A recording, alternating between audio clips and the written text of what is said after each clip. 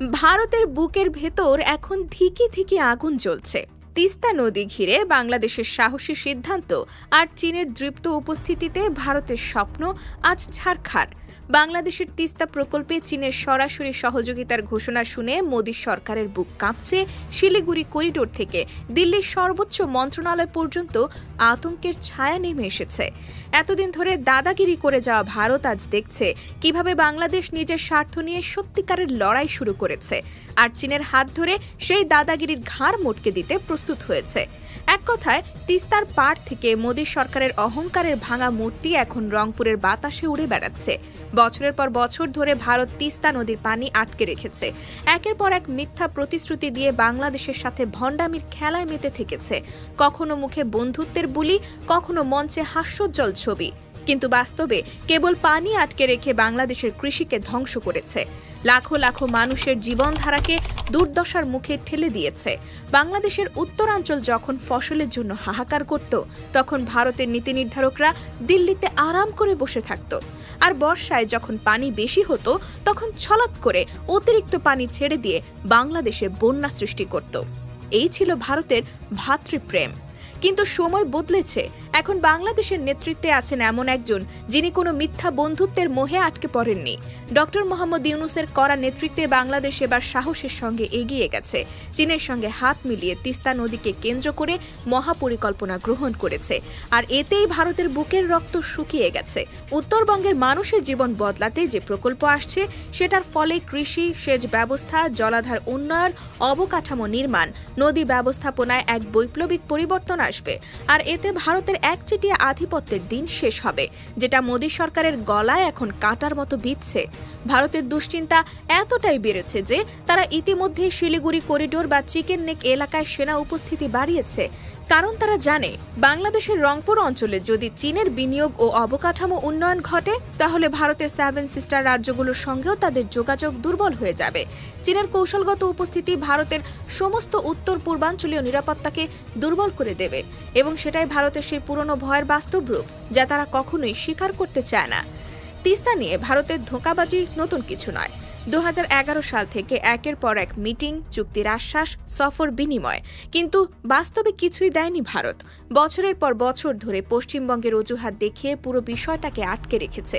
বাংলাদেশের জনগণের কান্না তাদের কানে পৌঁছায়নি, বরং তিস্তা নদীকে নিজেদের একচেটিয়া সম্পদ মনে করে বাংলাদেশের কৃষি ব্যবস্থা ধ্বংস করাকে এক ধরনের মৌন নীতি হিসেবে চালিয়ে গেছে।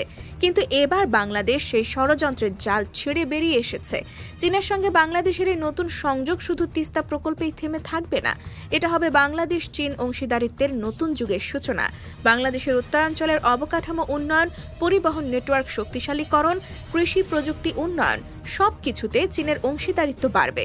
ভারতের যে ভয় আজ তাদের চোখে মুখে স্পষ্ট, সেটি বাস্তবে রূপ নিতে এখন আর বেশি সময় লাগবে না। ভারতের মিডিয়াগুলো ইতিমধ্যেই হাহাকার শুরু করেছে। তারা কখনো বাংলাদেশ চীনের কাছে বিক্রি হয়ে যাচ্ছে বলে অপপ্রচার চালাচ্ছে, কখনো বাংলাদেশের ওপর ন্যাকামি করে নতুন মিথ্যা বন্ধুত্বের গল্প বানাচ্ছে। কিন্তু এইসব চালাকি এখন আর বাংলাদেশের জনগণ খায় না। বাংলাদেশের মানুষ আজ বোঝে, যারা বছরের পর বছর প্রতিশ্রুতি দিয়ে কিছু দেয়নি, বরং পানি আটকে রেখেছে, বন্যা সৃষ্টি করেছে, তারাই আসলে প্রকৃত প্রতারক। বাংলাদেশের জনগণ এখন দৃঢ়ভাবে জানে জাতীয় স্বার্থে কে সত্যিকারের বন্ধু আর কে ভণ্ড প্রতারক। তিস্তা নিয়ে চীনের বিনিয়োগ এক অর্থে ভারতের মুখের ওপর চপেটাঘাত। এতদিন ধরে বাংলাদেশকে ছোট ভাই বানিয়ে রাখার পরিকল্পনা ছিল ভারতের, কিন্তু এখন বাংলাদেশ দেখিয়ে দিয়েছে কাউকে ছোট ভাই বানানোর যুগ শেষ। এখন নিজস্ব স্বার্থ নিয়ে দাঁড়ানোর সময়। আর এই শক্ত অবস্থান ভারতের জন্য সবচেয়ে বড় আতঙ্ক। কারণ ভারত জানে, একবার যদি বাংলাদেশ পুরোপুরি চীনের কৌশলগত জোটে ঢুকে যায়, তাহলে দক্ষিণ এশিয়ার ভূরাজনীতি এমনভাবে পাল্টে যাবে যা আর ভারতের নিয়ন্ত্রণে রাখা সম্ভব হবে না। বাংলাদেশের জনগণও এখন পরিবর্তন চায়। তারা উন্নয়ন চায়, সম্মান চায়, ন্যায্যতা চায়। আর তাই ভারতের মিথ্যা বন্ধুত্বের মোড়ক টেনে খুলে ফেলতে কোনো দ্বিধা নেই। আজ বাংলাদেশের জনগণ জানে কার হাত ধরে সত্যিকারের উন্নয়ন সম্ভব, আর কার হাত ধরে শুধু প্রতিশ্রুতি আর প্রতারণা আসে। ভারতের তিস্তা নিয়ে অযথা ছলচাতুরির শেষ পরিণতি এখন তাদের সামনে দাঁড়িয়ে আছে। নিঃস্বতা, আতঙ্ক আর কূটনৈতিক ব্যর্থতার নগ্ন বাস্তবতা। বাংলাদেশের সাহসী সিদ্ধান্ত আর চীনের দৃঢ় সমর্থনে আজ ভারতের তথাকথিত দক্ষিণ এশিয়ার দাদাগিরির প্রাসাদ একের পর এক ভেঙে পড়ছে।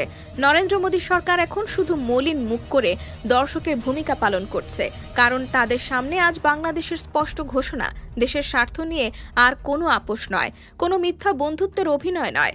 এখন সময় নিজেদের অধিকার নিশ্চিত করার।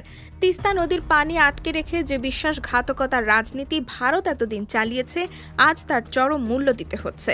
বাংলাদেশের উত্তরাঞ্চলের কোটি কোটি মানুষের কষ্টকে তুচ্ছ করে নিজেদের কৃষি খাতে সুবিধা নেওয়ার যে ধৃষ্টতা ভারত দেখিয়েছিল, আজ সেই ধৃষ্টতার বিরুদ্ধে বাংলাদেশের ঘুরে দাঁড়ানো ভারতের সর্বনাশের সূচনা করেছে। শিলিগুড়ির চিকেন নেক আজ ভারতের কাছে গলার কাঁটা হয়ে দাঁড়িয়েছে। তারা জানে বাংলাদেশের উত্তরাঞ্চলে চীনের উন্নয়ন কাজ মানে হলো ভারতের উত্তর পূর্বাঞ্চলের বিচ্ছিন্নতা, অর্থাৎ ভূগোলই এখন ভারতের বিরুদ্ধে দাঁড়িয়ে গেছে। ভারতের এই দুর্দশার কারণ তাদের নিজেদের অহংকার আর দম্ভ। তারা ভাবত বাংলাদেশ চিরকাল তাদের কথায় চলবে, মাথা নিচু করে থাকবে। কিন্তু ইতিহাস বারবার দেখিয়েছে কখনো কোনো জাতি চিরকাল বন্দী হয়ে থাকেনি। আজ বাংলাদেশের নেতৃত্ব সে ইতিহাসের নতুন অধ্যায় লিখছে। চীনের সঙ্গে কৌশলগত অংশীদারিত্ব গড়ে বাংলাদেশ শুধু তিস্তা প্রকল্প বাস্তবায়ন করছে না, বরং গোটা দক্ষিণ এশিয়ার ভূ রাজনৈতিক মানচিত্র বদলে দিচ্ছে। ভারত এতদিন ধরে বাংলাদেশকে ভয় দেখিয়ে, চাপ দিয়ে, প্রতিশ্রুতির ফাঁদে ফেলে নিজের স্বার্থ হাসিল করেছে। কিন্তু এখন বাংলাদেশ আর সেই দুর্বল অবস্থানে নেই। এখন বাংলাদেশের হাতে রয়েছে বিকল্প: চীন, রাশিয়া, মধ্যপ্রাচ্য, দক্ষিণ পূর্ব এশিয়া। আর এই বিকল্পের শক্তিতে ভর করেই বাংলাদেশ নিজের স্বার্থের জন্য কঠিন সিদ্ধান্ত নিতে পিছপা হচ্ছে না। ভারতের মন গড়া বন্ধুত্বের গল্প আজ ইতিহাসের পাতায় পড়ে আছে। বাস্তবতা হলো বাংলাদেশের উন্নয়নের জন্য এখন চীনই সত্যিকারের সহযোগী।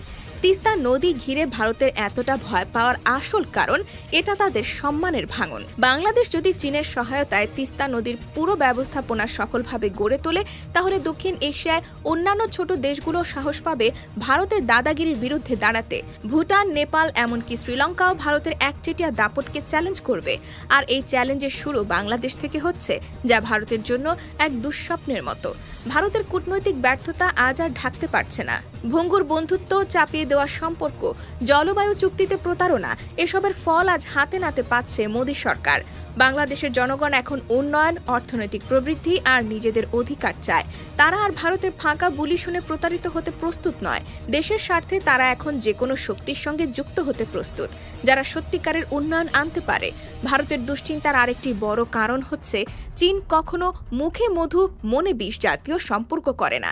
তারা বিনিয়োগ করে, অবকাঠামো গড়ে, বাস্তব উন্নয়ন দেখায়। আর বাংলাদেশও জানে, কথার ফুলঝুরি দিয়ে বাংলাদেশের উন্নয়ন হয় না, পদক্ষেপ নিতে হয়, বাস্তব কাজ করতে হয়। চীনের বিনিয়োগ মানে বাংলাদেশের উত্তরাঞ্চলে নতুন বাঁধ, আধুনিক নদী ব্যবস্থাপনা, সেচ সুবিধা, বন্যা নিয়ন্ত্রণ এবং খাদ্য নিরাপত্তার উন্নয়ন। আর ভারতের জন্য এর মানে নিজেদের একচেটিয়া প্রভাবের মৃত্যু। আজ ভারতের মিডিয়া যতই প্রচারণা চালাক না কেন, বাংলাদেশের জনগণ জানে কারা প্রতিশ্রুতি দেয় আর কারা কাজ করে। ভারতের সময় ফুরিয়েছে। এখন দক্ষিণ এশিয়ায় নেতৃত্বের ব্যাটন বদলাচ্ছে। আর এই পরিবর্তনের কেন্দ্রে রয়েছে বাংলাদেশ, একটি আত্মবিশ্বাসী, সাহসী, স্বাধীন বাংলাদেশ।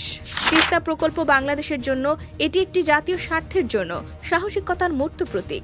এটি প্রমাণ করছে বাংলাদেশ মাথা নত করে বাঁচবে না, বাংলাদেশ নিজের শর্তে এগিয়ে যাবে। এবং যদি ভারতের মতো প্রতারক প্রতিবেশী এই পথে বাধা হয়ে দাঁড়ায়, তাহলে সেই প্রতিবেশীকে ইতিহাসের আস্থা করে ঠেলে দিতে একটুও দেরি করবে না বাংলাদেশ। আজ ভারতের মাথায় হাত পড়েছে, ঘুম হারাম হয়েছে, আর বাংলাদেশ তার ইতিহাসের অন্যতম সাহসী পদক্ষেপ নিয়ে এগিয়ে চলেছে, চীনের বন্ধুত্বে, নিজের জনগণের স্বপ্ন নিয়ে। সময় বদলেছে, বাংলাদেশ আর কারো করুণা চায় না। বাংলাদেশ এখন নিজের ভাগ্য নিজেই করে নেয়।